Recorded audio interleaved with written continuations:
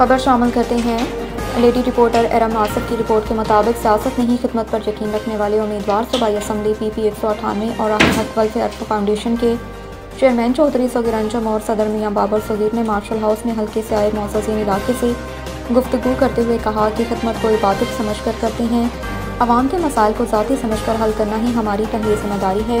मेरा दिल अपने हल्के के आवाम के साथ धड़कता है और अवामी मसाइल हल करके जो दिली सुकून मिलता है वही असल खुशी है।